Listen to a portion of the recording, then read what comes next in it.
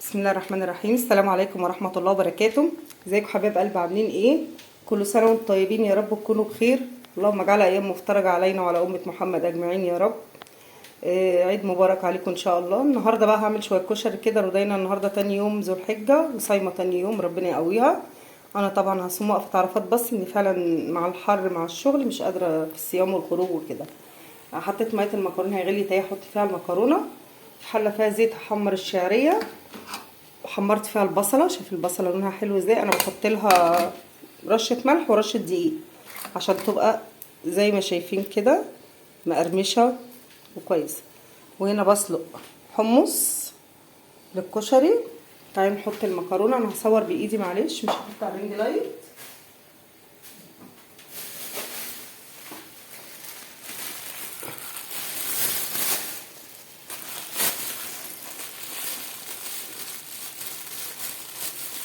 وحاطه في الميه ملح، وهحط لها شويه زيت دلوقتي.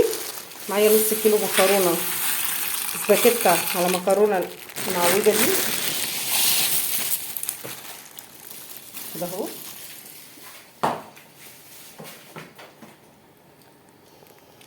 معايا ربع كيلو شعريه،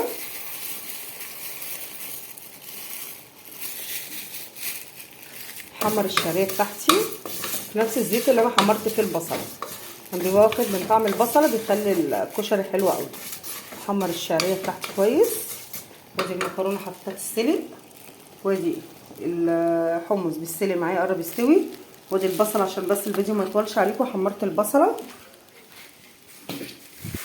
وادي العدس، انا ما بسلقهوش، انا بحط عليه ميه سخنه، ميه سخنه لمده 10 دقايق مش اكتر. ان العدس المستورد ده زي ما شايفين بصوا بيستوي بسرعه، وهيكمل سواه مع الرز. حمر الشعريه بتاعتي. هغسل الرز، بحطه على الشعريه وبغسله وهسقطه معاكم، خليكم معايا. الشعريه بتاعتي اهي احمر.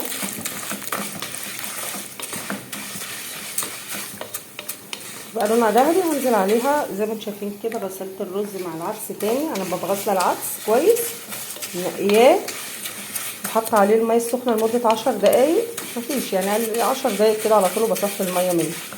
وبعد كده بحط عليه الرز واغسله كويس. ودي الشعريه بتاعتي شايفين لونها بقى حلو ازاي. هنزل عليها بالرز. بسم الله الرحمن الرحيم.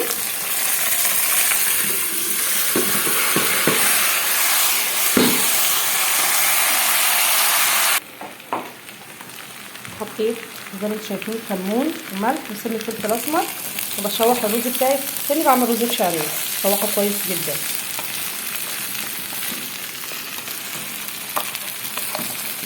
زينة صايمه بقى هي اللي بتصورني، فحرام صايمه، فمرضتش ان انا اقول لها تعالي صوريني في الحر ده وهي صايمه، حرام. بعدين وقت الصيام كتير قوي.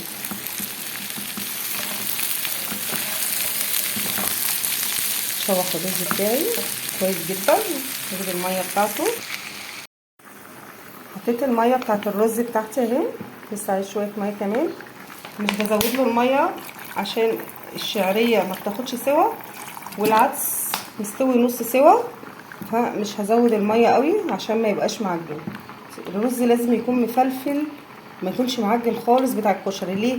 لسه بنحط عليه صلصه وبنحط عليه دقه، فده كله بيطريه فما بيبقاش حلو. لازم الكشري كده تاكليه يبقى فيه تكايه.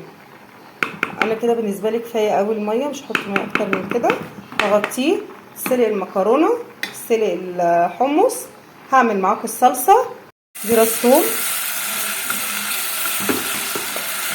شرطها وهرسها كده، هحمرها. معايا شفشق صلصه والكشري بتاعي.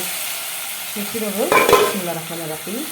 بص الرز مفلفل ازاي، بص العدس مش مهري خالص ازاي العدس، بصي ده حبايه بحبتها، وفي نفس الوقت مهري ومستوي. حمر الصلصه.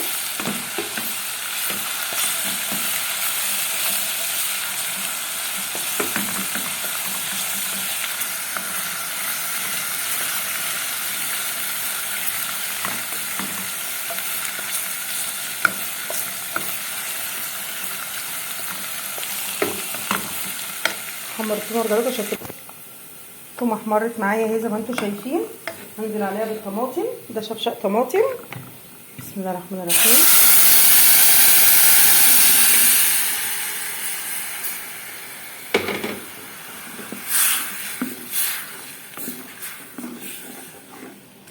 تبقى تحفه. هحط لها معلقه خل، شويه فلفل اسمر وشويه كمون وملح، واسيبها بقى ايه تتسبك. تعالوا اوريكم المكرونه ازاي بتبقى مفلفله معايا زي المحلات. ادي حله حطيت فيها حته تومه وحته هريسه شويه زيت، وبنزل بقى بالمكرونه بتاعتي. معلش ثواني.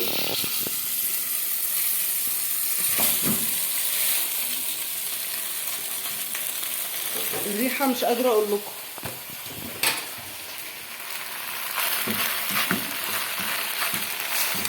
وبقلبها بقى، بقلبها في الزيت كده شويه، هقلبها وارجع لكم.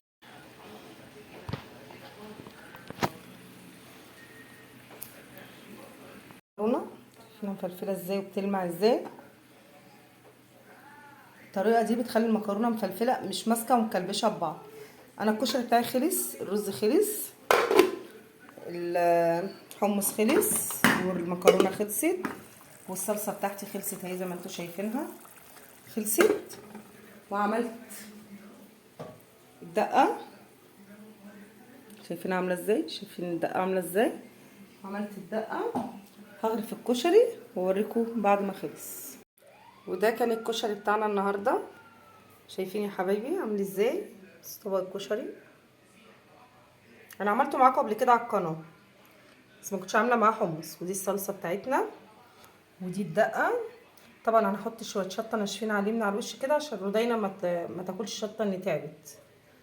لما بتلاقي شطه الزيت تاكل. ودي الهريسه اللي انا عملتها برضو النهارده. ده كان اكل بسيط. ما تنسونيش في اللايك والشير والاشتراك في القناه عشان يوصلكم كل جديد. متاسفه على صوتي، تعبان شويه معلش. وكل سنه وانتم طيبين وعيد سعيد عليكم يا رب. والسلام عليكم ورحمه الله وبركاته.